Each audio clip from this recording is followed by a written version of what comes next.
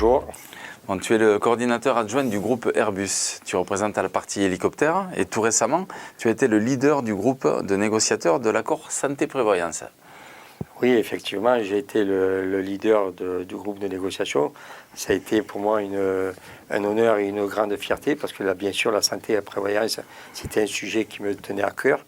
Mais avant tout, c'est une équipe de négociation où j'étais accompagné de 4 copains qui représentaient toutes les entités du groupe.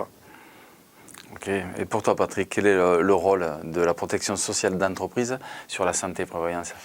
D'abord, l'accord qu'on a négocié, il s'inscrit dans la continuité de nos prédécesseurs qui avaient instauré un premier accord de santé et prévoyance en 2003. Il avait été révisé en 2006 et aujourd'hui, avec les évolutions de la société et les besoins des salariés, il n'était plus adapté. Donc, il était nécessaire de moderniser et d'améliorer les prestations santé et prévoyance. Oui, c'était une nécessité. Oui, bien sûr. Ouais. Bien sûr. Sur le sujet santé, peux-tu nous dire quel a été l'enjeu de cette négociation pour EFO?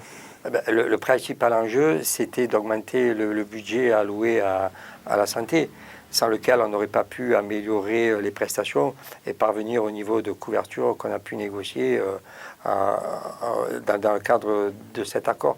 Sans cette augmentation de budget qui est passée quand même de 100 millions à 120 millions d'euros, les prestations n'auraient pas été améliorées. Ça a été une revendication de FO. Oui, on est très satisfait qu'on a pu obtenir cette revendication. Ouais, c'était un bon challenge.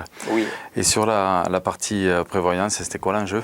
De manière très simple, il fallait rendre l'accord de prévoyance beaucoup plus juste et équitable et solidaire.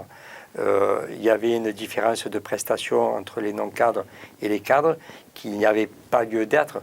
Et donc oui, ça a été une revendication aussi de FO d'aligner les prestations des non-cadres sur celles des cadres. Ouais, très bien. C'est beaucoup plus équitable et beaucoup plus solidaire. Oui, bien sûr.